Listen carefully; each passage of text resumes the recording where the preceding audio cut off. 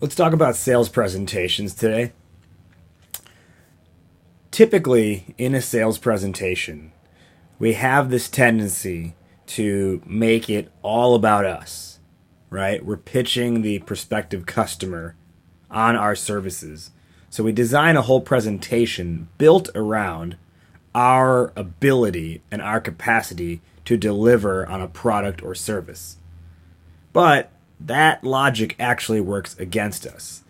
Because essentially what we're doing is asking someone to sit down for 15, 20, maybe even 40 minutes to just hear us talk about ourselves. And think about, in any other context you've been in, how much have you enjoyed being in a conversation with someone where all they do is talk about themselves.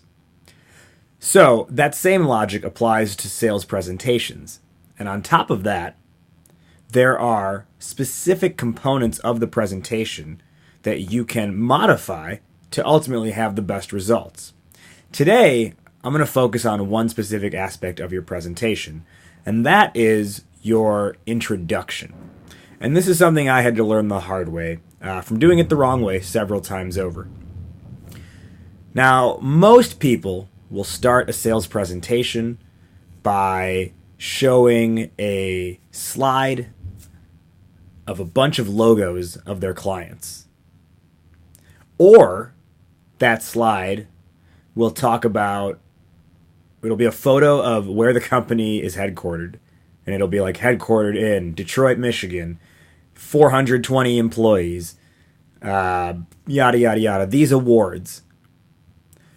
Or something to that effect. Maybe another version of that introductory slide might be like your technology capabilities. And that's how most companies start a sales presentation, because they think it's impressing the other person. But the reality is the other person is not there to hear you talk about your own accolades. The other person is there to figure out if you are capable of solving their problem. So, naturally, even if you do understand that, the next course of action people take if they're going to modify their presentation and cut out those slides I mentioned before is try to build some type of anticipation. They will work on an element of a story, which is great. That's what you want in a sales presentation.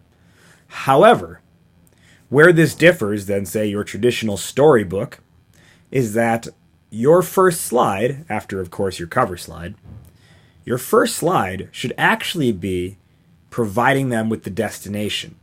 My college marketing professor always used to say, give them the gift. And that's what you want to do. You want to give them the gift first.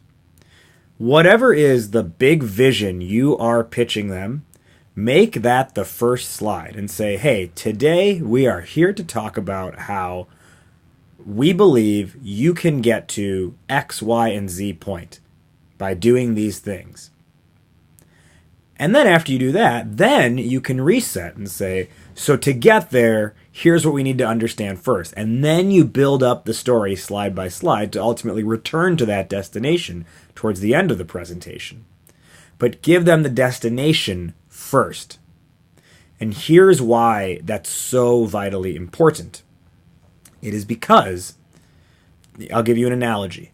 Think about when you were a kid and your parents said, hey, get in the car. We're going to Disney World.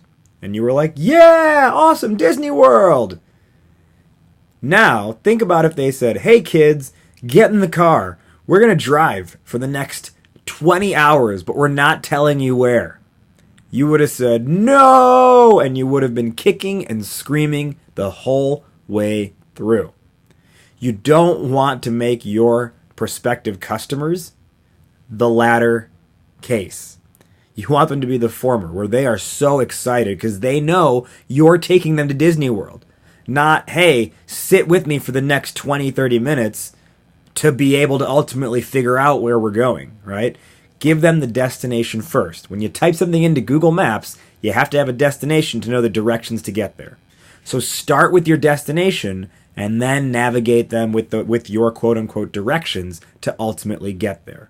Show them Disney World out of the gate to get them excited, to give them an anchor to logically, to mentally hang on to so that the rest of the presentation makes sense.